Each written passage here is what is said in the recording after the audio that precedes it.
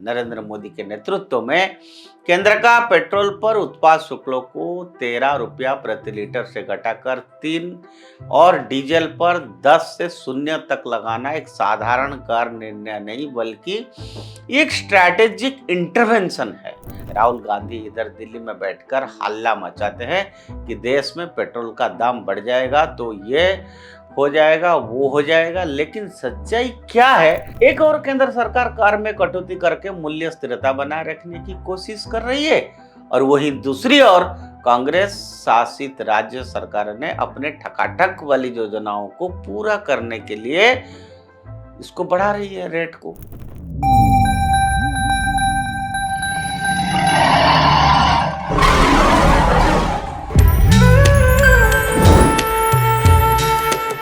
नमस्कार मित्रों, उदय India digital में आपका स्वागत है। मैं हूं दीपक कुमार रथ। आज इंडिया थिंक्स में देश में किस तरह से क्राइसिस चल रहा है पेट्रोल और डीजल और उस पे सरकार क्या कार्रवाई किया। आप सबको मालूम है सरकार ने पेट्रोल और डीजल पर एक्साइज ड्यूटी में 10 रुपया प्रति लीटर का कटौती कर दी। उसके साथ ही केंद्र सरकार द्वारा लगाए गए टैक्स घटाकर पेट्रोल पर 3 रुपये प्रति लीटर रह गए हैं, जबकि डीजल पर यह टैक्स 0 हो गया है। भारत की अर्थव्यवस्था के लिए the energy sector is not merely and economic component but also matter of political and social stability. केंद्र सरकार द्वारा पेट्रोल और डीजल पर उत्पाद शुल्क में की गई तीव्र कटौती को इसी व्यापक परिप्रेक्ष्य में देखा जाना चाहिए। नरेंद्र मोदी के नेतृत्व में केंद्र का पेट्रोल पर उत्पाद शुल्कों को 13 रुपया प्रति लीटर से घटाकर 3 और डीजल पर 10 से 0 तक लगाना एक साधारण कार निर्णय नहीं बल्कि एक स्ट्रैटेजिक इंटरवेंशन है, जिसका लक्ष्य वैश्विक तेल बाजार की अस्थिरता के बीच घरेलू कीमतों को नियंत्रित रखना है। यह समझना महत्वपूर्ण है कि यह कदम सीधे तौर पर कंज्यूमर्स के लिए पेट्रोल डीजल को सस्ता नहीं बनाता, बल्कि इसका उद्देश्य ऑयल मार्केटिंग कंपनी ओएमसीज पर बढ़ते वित्तीय दबाव को कम करना है। जब अंतर्राष्ट्रीय बाजार में कच्चे तेल की कीमतों में ऊंची रहती है तब इस कंपनियों को या तो घाटा सहना पड़ता है या फिर खुदरा कीमतों में वृद्धि करनी पड़ती है। ऐसे में कर में कटौती करके सरकार ने ओएमसीज को राहत दी है, जिसमें वे तत्काल कीमत बढ़ाने से बच सके। एक प्रकार का प्राइस शील्डिंग मैकेनिज्म कहा जा सकता है, जो कंज्यूमर्स को वैश्विक झटकों से आंशिक सुरक्षा प्रदान करता है। इस निर्णय के पीछे एक और महत्वपूर्ण पहलू है फिस्कल डिसिप्लिन।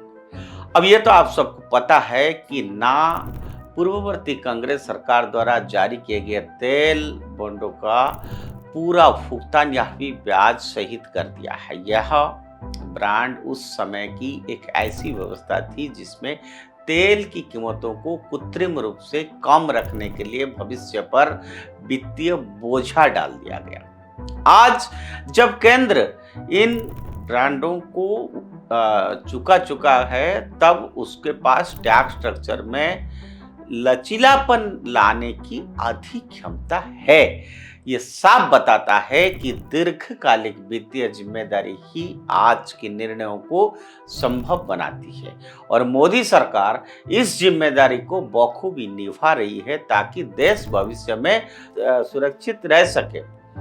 इसके विपरीत कांग्रेस की कथनी और करनी एक अलग तस्वीर पेश करती है। राहुल गांधी इधर दिल्ली में बैठकर हल्ला मचाते हैं कि देश में पेट्रोल का दाम बढ़ जाएगा तो ये हो जाएगा वो हो जाएगा, लेकिन सच्चाई क्या है वो हम आपको बताएं। आप सबको पता है हिमाचल प्रदेश में कांग्रेस की सरकार है ना, वहां क्यों नहीं तेल पर टैक्स घटा दिए गए हैं? आपको पता होना चाहिए कि हिमाचल में कांग्रेस सरकार ने पेट्रोल पर 5 रुपया का अतिरिक्त सेस लगाया गया है ताकि वो अपने ठकाठक वाली योजनाओं को कैसे भी पूरा कर सके। लेकिन यह प्रश्न उठना स्वाभाविक है कि क्या राजस्व जुटाने का यही तरीका आम नागरिकों को ऊपर अतिरिक्त बोझा नहीं आप डाल रहे हैं कांग्रेस सरकार? एक और केंद्र सरकार कर में कटौती करके मूल्य स्थिरता बनाए रखने की कोशिश कर रही है और वहीं दूसरी ओर कांग्रेस शासित राज्य सरकार ने अपने ठकाठक वाली योजनाओं को पूरा करने के लिए इसको बढ़ा रही है रेट को। ये संघीय ढांचे के नीति दृष्टिकोण से स्पष्ट अंतर को दर्शाता है। यह बहस केवल आर्थिक नहीं बल्कि राजनीतिक भी है। केंद्र सरकार का यह कदम प्रो पीपुल नीति का बेहतरीन नमूना है, लेकिन राहुल गांधी जैसे नासमझ नेता इन सब चीजों को कैसे समझेंगे? वो तो मां के हॉस्पिटल जाने के भी चुनावी प्रोपागेंडा में उसको जो है यूज करने में लग गए। आपने सुना होगा उन्होंने कैसे जो है वो केरल की नर्स के बारे में वो बता रहे थे। हम भी तारीफ करते हैं, नर्स कहीं का भी हो वो सेवा काम में ही लगते हैं और केरल का पूरा देश में है, वो भी अच्छा काम करते हैं, लेकिन उसको आप राजनीतिक फायदा क्यों उठा रहे हैं? उसमें आपकी क्या या कांग्रेस पार्टी की क्या रोल है उसमें? वो तो उनकी संस्कृति है, केरल के लोगों की सेवा मनोभाव ये केरल के लोगों की है, उसमें कांग्रेस को राहुल गांधी को क्या करना है? तो मित्रों, मौजूदा वैश्विक परिदृश्य जहां कच्चे तेल की कीमतों भू राजनीतिक तनाव के कारण अस्थिर बनी हुई है, मैं ये कदम एक व्यवहारिक हस्तक्षेप के रूप में सामने आता है। ना ये केवल ओएमसीज को राहत देता है बल्कि आम उपभोक्ताओं को अचानक मूल्य वृद्धि को झटके से भी बचाता है।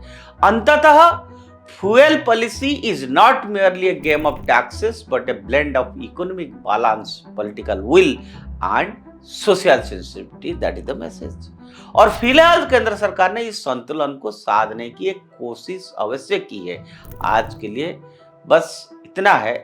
आपको फिर बताएंगे कि तेल की मार्केट में और ईरान वार को लेकर वेस्ट एशिया क्राइसिस के बाद किस किस तरह से, जैसे प्रधानमंत्री ने कहा था, जिस तरह से कोविड में सरकार ने हर चीज को सिस्टमेटिकली हैंडल किया, इस तरह से सरकार ये क्राइसिस का समय में देश के जनमानस को कैसे दिक्कत ना हो, कैसे सरकार गंभीरता से हर चीजों को हैंडल कर रहा है और कहां परेशानी भी आता है, अपोजिशन कौन सा मुद्दा उठाता है, ये सारे तमाम बातें हम आगे आने वाला दिन में आपके साथ रखे रहेंगे। आज के लिए इतना। जय हिंद, जय भारत।